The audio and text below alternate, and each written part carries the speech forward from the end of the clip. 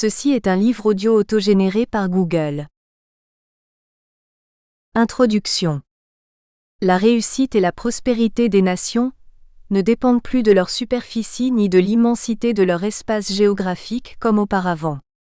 Les paramètres d'un pays moderne sont aujourd'hui définis en fonction de ses conditions juridiques, politiques et géopolitiques. Ces éléments constituent un cadre particulier dans lequel s'exercent les relations internationales modernes des États et déterminent leur rang au sein de l'équilibre des puissances mondiales. La politique étrangère d'un État et la réalisation de ses intérêts sont déterminées en fonction de son statut juridique et politique. Ainsi, grâce à sa position géostratégique et en raison de son histoire et l'extension rayonnante de celle-ci dans le présent, le royaume de Bahreïn jouit d'une grande importance dans sa région, faisant de lui un pays ouvert sur le monde. Ces données confirment l'importance grandissante du royaume due à la particularité de sa position géopolitique. Néanmoins, en outre de son évolution parallèle aux changements internationaux, le royaume de Bahreïn veille à la conservation de son appartenance au monde arabo-musulman en tant qu'identité réelle de la société bahreïnie. D'autre part, l'intérêt croissant que porte l'Occident à la région du Golfe accroisse l'importance géopolitique accordée au royaume dans le Moyen-Orient en général, et dans le Golfe arabique en particulier. Au cours de son histoire contemporaine, le Bahreïn, à l'instar des pays voisins, s'est vu impliqué dans plusieurs problématiques dues à une multitude de conflits ayant éclaté dans les régions mitoyennes. De nombreuses menaces provenaient aussi du sectarisme et du développement dangereux du terrorisme. Le peuple de Bahreïn est un peuple soudé et solidaire qui prend en compte les spécificités historiques de sa société, en instaurant une culture de respect. Les Bahreïnis adoptent un idéal ancré dans l'authenticité et les traditions du Golfe arabo-musulman, et affichent leur volonté de donner une image civilisée du peuple bahreïni. À travers sa communauté, le Bahreïn essaie de donner l'exemple en matière de l'approche genre, et de la promotion du statut de la femme qui a réalisé de grandes avancées grâce à sa participation dans le domaine sociopolitique et l'ensemble de la vie politique. D'autre part, comme ses voisins du Golfe, le Bahreïn gère les conséquences des problèmes du Moyen-Orient et condamne vivement toute ingérence dans les affaires internes des États. Comme il exprime en particulier son mécontentement quant à l'ingérence iranienne dans les affaires internes du royaume, et dans ce qu'il considère comme étant des affaires propres à la région du Golfe arabe. Dans ce contexte, le Bahreïn et ses partenaires du Golfe attachent une grande importance à la coopération pour faire face aux menaces qui pèsent sur leur pays dans divers domaines économiques, sociaux et militaires, notamment en ce qui concerne la sécurité. Le Bahreïn a souvent recours aux moyens diplomatiques pour ouvrir un dialogue sur les points différents. Toutefois, le royaume se trouve parfois contraint avec ses alliés du Conseil de coopération du Golfe, CCG, de faire usage de la force ou d'en faire la manifestation comme moyen dissuasif et efficace afin de défendre sa sécurité nationale et ses intérêts stratégiques. En parallèle, le Bahreïn élabore ses politiques internes dans le but de lutter contre la violence et son impact sur la société bahreïnie. Sur le plan économique, Bahreïn s'appuie sur une économie pétrolière distinguée, et ce en parallèle avec sa tentative de diversifier ses partenariats économiques avec d'autres acteurs internationaux pour améliorer la croissance économique. Par ailleurs, le Bahreïn et ses amis du Golfe réalisent des partenariats avec des alliés parmi les puissances mondiales, en particulier les États-Unis d'Amérique. Le royaume tente également de diversifier ses partenaires internationaux parmi les acteurs concurrentiels mondiaux et les puissances économiques émergentes à travers le monde, afin de coopérer dans les domaines économiques et militaires. Il s'associe aux côtés des États du Golfe et des pays islamiques, à des alliances pour lutter contre le terrorisme et les différentes menaces sécuritaires. Conscient de la nécessité d'ouverture à la politique régionale et internationale et à sa vision stratégique, le royaume de Bahreïn essaie de mettre en œuvre différentes méthodes adéquates pour la réussite de sa politique étrangère. Ainsi, il n'existe aucun domaine que le Bahreïn n'a pas tenté d'y apporter ses innovations selon les moyens dont il dispose en dépit des obstacles qui peuvent entraver de temps à autre du développement économique, politique et social du pays. Cette volonté pour l'ascension dans l'échelle du développement et de la prospérité est issue d'une nécessité stratégique dont la réalisation s'impose malgré les difficultés, les obstacles et parfois les dangers qui s'y opposent. Au Bahreïn, l'État essaie sans répit de prendre en main les questions relatives au développement et au rayonnement international, à travers l'instauration d'un régime multiculturel réfutant et condamnant toute culture extrémiste dangereuse et étrangère à la société bahreïnie. De même que les hautes instances du pays n'épargnent guère leurs efforts pour consacrer une culture constructive, participative et démocratique. Le Bahreïn s'inscrit aussi dans une volonté de jeter les fondements d'un édifice démocratique fort, à travers l'encouragement des élections représentatives du peuple bahreïni au Parlement, élections garantissant une cohésion et une harmonie entre les différentes communautés. Ce progrès se traduit par l'option pour un équilibre entre les pouvoirs. L'institution royale vise l'évolution du tissu politique bahreïni, dont l'aboutissement aurait un effet positif dans la consécration de la culture démocratique et la stabilité interne et externe du pays. Première partie Bahreïn, le génie du site et ses privilèges géopolitiques. Le royaume du Bahreïn occupe une place prépondérante dans l'histoire, eu égard à l'abondance sur son sol des éléments d'une civilisation antique. Grâce à son emplacement géographique qui a vu se multiplier différents systèmes de production et ressources naturelles, le Bahreïn, au cœur de l'Ancien Monde, avait la possibilité d'être en contact avec la plupart des civilisations antiques et les plus importantes puissances de l'époque islamique et contemporaine. L'existence de ces éléments importants au cours de l'histoire a eu pour résultat l'émergence de l'État bahreïni et son développement en plusieurs étapes déterminantes de sa vie politique, sociale et économique. Le développement de l'État bahreïni fut lié à plusieurs dynamiques majeures, tant au niveau interne de la société qu'au niveau de son environnement régional. Ces dynamiques ont été à l'origine de transformations profondes dans l'histoire de Bahreïn depuis le XIXe siècle jusqu'à l'ère de l'État moderne. Chapitre 1 Bahreïn, Histoire, situation géographique et population. Les géographes arabes n'ont pas pu se mettre d'accord sur l'origine du nom de Bahreïn. Bien que l'opinion la plus probable fût celle relative à l'existence de deux masses d'eau, l'une salée et l'autre fraîche, d'où le nom Bahreïn, deux mers, alimentées par une abondance d'eau souterraine fraîche qui coule des sources naturelles dans l'est de la péninsule arabique, et par des sources marines regorgeant d'eau douce du fond du golfe Persique coulant sous l'eau saumâtre entourant les îles de Bahreïn. Ces éléments peuvent avoir eu une incidence importante sur l'appellation de Bahreïn, qui a remplacé le nom précédent province de Bahreïn. Ainsi la nomination Bahreïn a été limitée à l'archipel, qui constitue aujourd'hui l'espace de l'entité politique du royaume de Bahreïn, depuis la séparation par la Grande-Bretagne de l'archipel de ses dépendances de la péninsule du Qatar à la fin des années 60 du siècle dernier. 1. Contexte historique. Au moins 3 facteurs ont eu un impact significatif sur l'histoire de Bahreïn depuis le deuxième et dernier départ des Al-Khalifa de Zubarah à la fin du XVIe siècle, jusqu'à l'intervention anglaise dans les affaires intérieures du pays après la Première Guerre mondiale. Ces facteurs sont A. Conflit tribal classique. B. L'hégémonie britannique sur le Golfe et par conséquent sur Bahreïn. C. Tentative d'occupation de Bahreïn par des forces étrangères.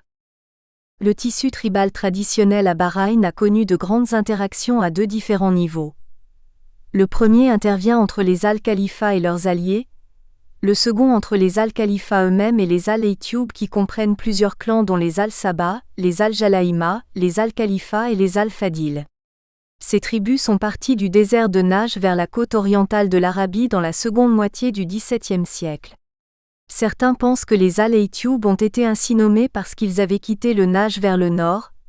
D'autres avancent que cette appellation vient de leur condition de nomades bédouins qui se sont exilés de Najd vers le Golfe.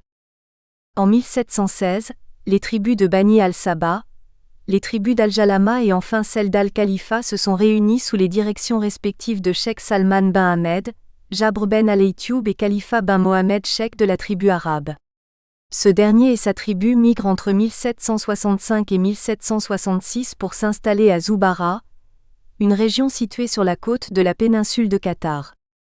De même, la tribu Al-Jalama a migré vers Zubarah suite à un conflit les ayant opposés aux Banu Sabah, et ont bénéficié de la protection de leurs proches à Zubarah. ce qui a fait croître l'influence et le pouvoir de ces tribus, qui s'installèrent dans le pays.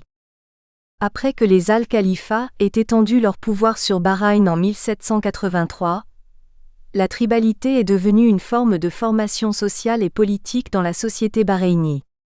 Les Al-Khalifa ont œuvré pour la répartition du pouvoir et de l'autorité, conformément aux règles adoptées par la tribu.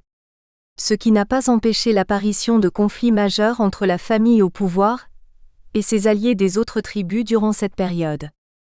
De nombreuses guerres entre ces tribus ont éclaté au cours des XVIIIe et XIXe siècles, pour le contrôle des routes commerciales et le contrôle des centres de plongée perlières. S'ensuivit une grande discorde et un énorme chaos dans les rangs des belligérants. Cependant, cette logique tribale commença à s'estomper au début du XIXe siècle à la suite du traité signé en 1820 entre la Grande-Bretagne et les Cheikh du Golfe, en vertu duquel ils s'étaient mis d'accord sur la répartition des territoires aux tribus en conflit. Le but de ce traité était d'imposer une certaine stabilité politique par la présence britannique afin de stimuler le commerce et la production des perles, et faire comprendre aux protagonistes que les guerres intertribales entravaient la production et paralysaient le commerce. Ainsi, la Grande-Bretagne n'a pas seulement cherché la stabilité politique à Bahreïn, mais est allée jusqu'à étendre son influence et sécuriser la région du Golfe en tant que voie navigable ouverte constituant l'itinéraire le plus court le reliant à d'autres colonies telles que l'Inde. Notons que les premières politiques appliquées par la présence britannique dans la région furent traduites par la conclusion d'un traité connu sous le nom de « Traité général », conclu en 1820 avec les chefs des tribus de la côte d'Oman, suite à la campagne militaire britannique contre la flotte Qawasim à Ras al-Khaimah. Le Bahreïn a aussi signé cet accord général, bien qu'il ne soit pas directement lié à la question de l'entrave au commerce britannique dans le Golfe. Pendant cette période, la Grande-Bretagne tenait à mettre en œuvre ses plans dans la région qu'on peut résumer à empêcher l'émergence de forces dans le Golfe arabique, qui affecteraient l'équilibre du pouvoir à son désavantage. Soutenir les intérêts commerciaux de ses ressortissants indiens à Bahreïn, en leur accordant des droits dépassant les droits des citoyens. Séparation de la péninsule du Qatar de Bahreïn, après avoir provoqué les conditions favorables à cette réalité en 1868. La présence britannique a mis à son service plusieurs moyens légaux et militaires pour étendre son contrôle sur Bahreïn, concluant ainsi plusieurs accords de nature économique protégés par la force militaire, ce qui a permis aux Britanniques d'imposer leurs conditions aux dirigeants de Bahreïn. À ce stade, la Grande-Bretagne ne s'est pas suffise de s'octroyer des privilèges économiques et juridiques, mais est allée jusqu'à dépasser ces traités et exiger de nouvelles concessions.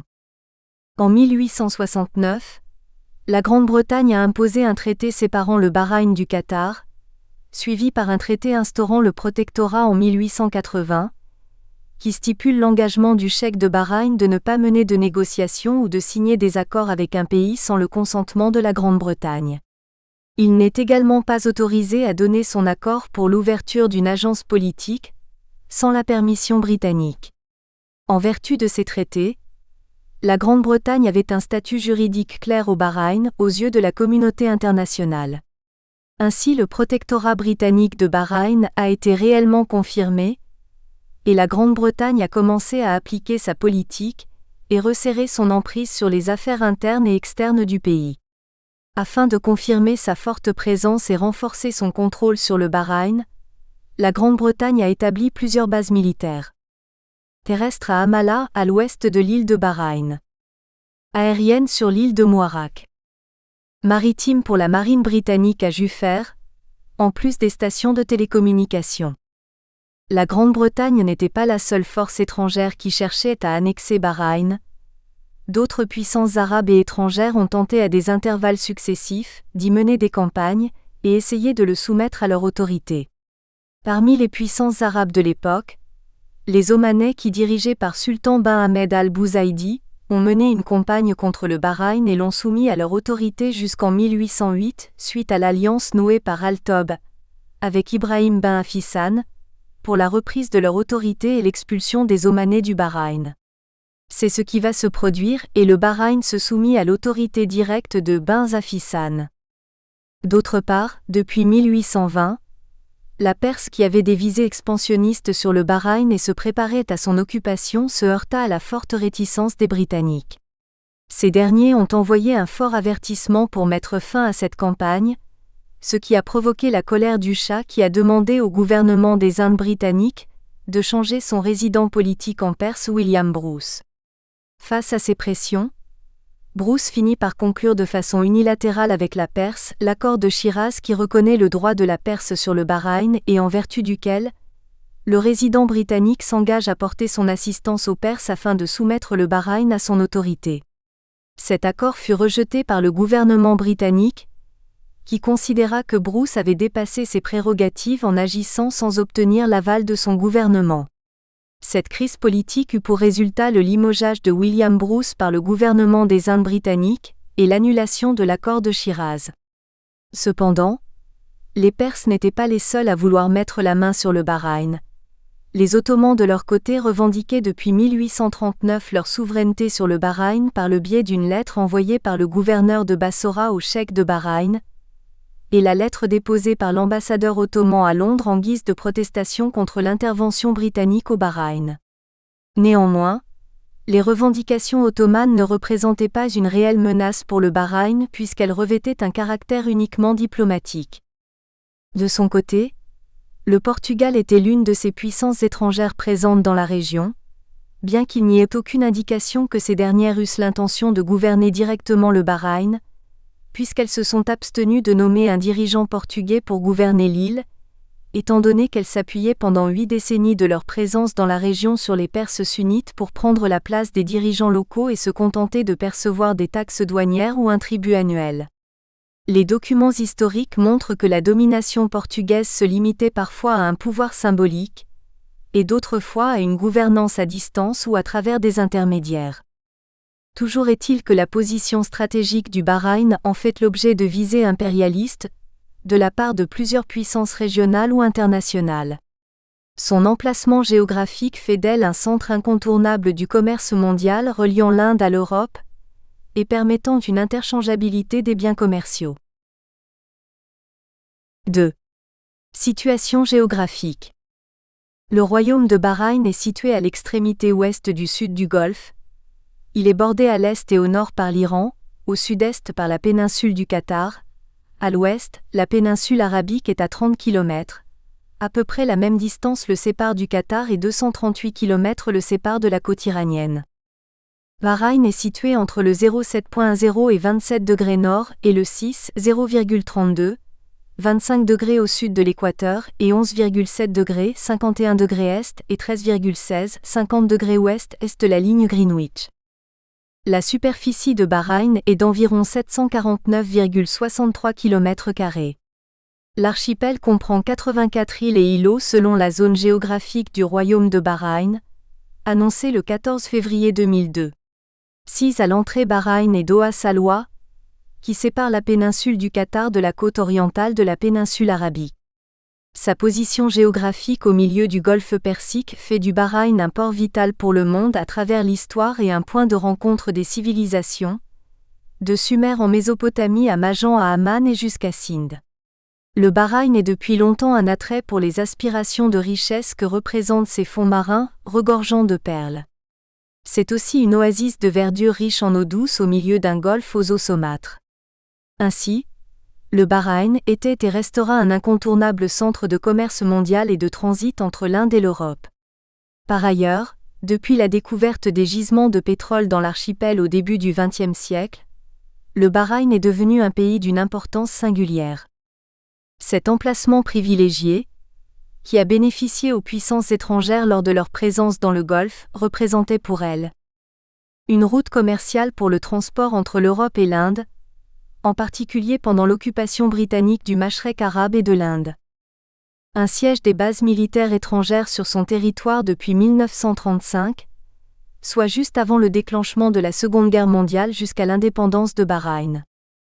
Un centre de circulation des investissements, des services commerciaux et financiers. C'est dans ce contexte qu'un assistant du résident britannique au Golfe a déclaré à propos de l'importance du site: Bahreïn est dans le Golfe comme Chypre en Méditerranée. Cette importance stratégique de la position de Bahreïn a conduit la présence britannique à déplacer sa résidence politique générale pour la région du Golfe, du port de Bushehr sur la côte du Golfe Persique à Bahreïn en 1946, en raison de l'ascension des menaces extérieures en particulier soviétiques et allemandes qui connaissaient l'apostrophe. Importance de Bahreïn en tant que centre incontournable pour le commerce de transit dans le Golfe arabo-persique, et un centre financier régional important pour de nombreuses banques et institutions financières transnationales. D'ailleurs, Bahreïn est toujours un pilier essentiel de la sécurité stratégique de la région et des intérêts occidentaux, en particulier les États-Unis et la Grande-Bretagne au regard de ce que le pétrole et la situation géographique représentent pour l'intérêt de ces pays. 3. Le peuple bahreïni. Le Bahreïn fut au cours de l'histoire le carrefour de plusieurs ethnies et peuples en raison de la position de son archipel, ses eaux abondantes, son agriculture et sa richesse relative. Les Arabes, les Perses et les Africains subsahariens, autant d'ethnies qui ont peuplé l'archipel. Les Arabes des tribus Bani Bakr, Bani Tamim et Bani Abdkaï ont occupé le Bahreïn durant la période anté-islamique. La succession d'événements que connut le pays depuis la révolution contre les Omeyyades, puis contre les Abbassides, eut une grande influence sur la composition démographique pendant le XVIIe siècle. Les liens commerciaux que le pays a tissés avec d'autres pôles économiques et sa stabilité politique en ont fait une destination d'accueil privilégiée pour les Juifs et les Indiens. Il apparaît de ces éléments que le tissu démographique du Bahreïn est composé d'une majorité d'Arabes et une minorité iranienne et indienne en plus d'une petite minorité juive en déclin continu. La population du Bahreïn est estimée en 2016 à 1,450 millions d'âmes, dont les autochtones représentant 47% de la population totale. Le reste est composé d'étrangers non citoyens. Cependant, en dépit de ce taux élevé de travailleurs étrangers, ce taux reste bas en comparaison avec celui des voisins du Golfe, où les citoyens ne représentent qu'une minorité par rapport aux étrangers. Néanmoins, le taux des non-bahreïnis a augmenté graduellement depuis quelques années en raison du développement économique du pays qui a attiré de plus en plus une main-d'œuvre étrangère. D'autre part, le nombre de musulmans au Bahreïn représente 85% de la population. Le reste, soit 15%, sont des minorités chrétiennes et hindoues aux côtés d'une infime minorité représentant l'unique communauté juive connue au CCG. La société bahreïnie se compose de deux communautés religieuses, la communauté sunnite et la communauté chiite. La communauté sunnite est originaire de la péninsule arabique. Elle comprend trois grandes familles, les Al-Qusaybi, les Al-Hajar et les Daouda ainsi que d'autres descendants d'Arabes se distinguant par la pratique du culte hanbelite. La communauté chiite, quant à elle, est majoritairement originaire de l'Arabie saoudite où leur présence est importante. Une autre faction des chiites appartient à différents groupes ruraux au Bahreïn. Toutefois, certains classent la société du Bahreïn en trois composantes en se basant sur des critères sociologiques. A. Arabes sunnites.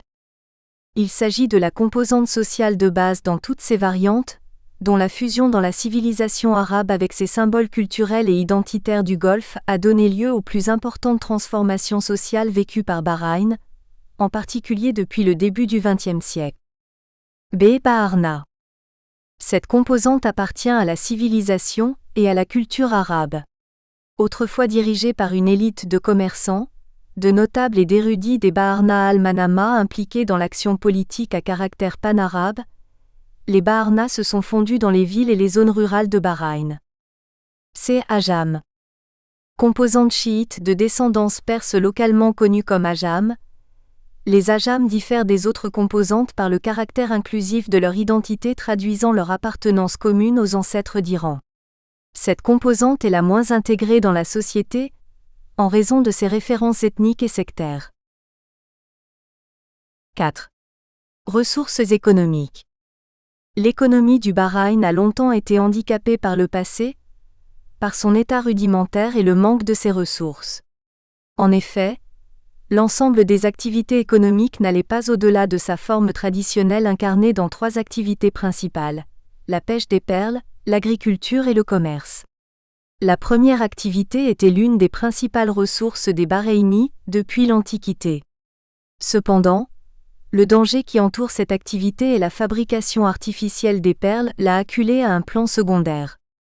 Quant à l'agriculture qui n'avait pas une moindre importance en tant que seconde activité, avait des revenus très limités dus au manque de variétés agricoles, et la culture presque exclusive des dattiers qui occupent le tiers des superficies arables tout au long de la côte nord jusqu'au nord-est du pays où l'abondance des eaux douces. À l'instar des deux activités précitées, et malgré l'importance grandissante du secteur du commerce à Bahreïn depuis des siècles grâce à sa situation géographique privilégiée, le caractère traditionnel des transactions commerciales ne permit guère à ce secteur de connaître un meilleur essor ni aux commerçants de s'investir dans la production. Ces derniers se contentaient du rôle d'intermédiaire entre le producteur et le consommateur comme il en est dans les autres pays du Golfe. D'autre part, le pétrole découvert le 2 juin 1932 au pied du mont Jabal ad-Dukhan devient l'une des ressources économiques pour le pays. Les prospections élargies vers les régions de War en 1962, à Soutra Santi en 1966 et 1977, à Fart en 1961 et enfin Oumna Hassan en 1973 permirent la découverte d'importants gisements. De plus, la construction d'une raffinerie opérationnelle depuis le 12 juillet 1936 permet au Bahreïn d'exporter du pétrole raffiné. À noter que les réserves de gaz naturel au Bahreïn qui ont atteint 90 milliards de mètres cubes fin 2005 ont grimpé à 233,46 en 2007. En 2008, le Bahreïn a occupé le 11e rang mondial en ce qui concerne l'attraction de l'investissement étranger direct, et le 32e selon l'indice de performance potentielle pour attirer ces investissements. Ces résultats sont le fruit des politiques de réforme initiées par le Bahreïn, et les avantages qui en découlent, offerts aux investisseurs dans les domaines financiers, commercial et législatifs, réalisant ainsi une hausse du volume des investissements nationaux et étrangers à 33 milliards de dollars. Ce développement a permis le transfert de la technologie, l'amélioration de l'efficacité de la productivité, l'établissement d'une base économique diversifiée, l'encouragement des exportations, l'emploi des travailleurs nationaux, la réalisation des taux rapides et soutenables de développement économique et social. Le World Investment Report 2009 a également constaté une augmentation de 2% des flux d'investissement direct étrangers à Bahreïn, qui a atteint 81 milliards de dollars. Le Bahreïn est deuxième dans le CCG après l'Arabie saoudite. Cependant, malgré tous ces indicateurs d'investissement positifs et la découverte des zones pétrolières précitées, ainsi que la poursuite des prospections, la quantité produite et les réserves de pétrole et de gaz naturel sont relativement faibles en comparaison avec les autres pays du Golfe à cause du manque d'intérêt international envers la région suite aux échecs de prospection de plusieurs compagnies pétrolières occidentales dans tous les points cardinaux des eaux territoriales du Bahreïn.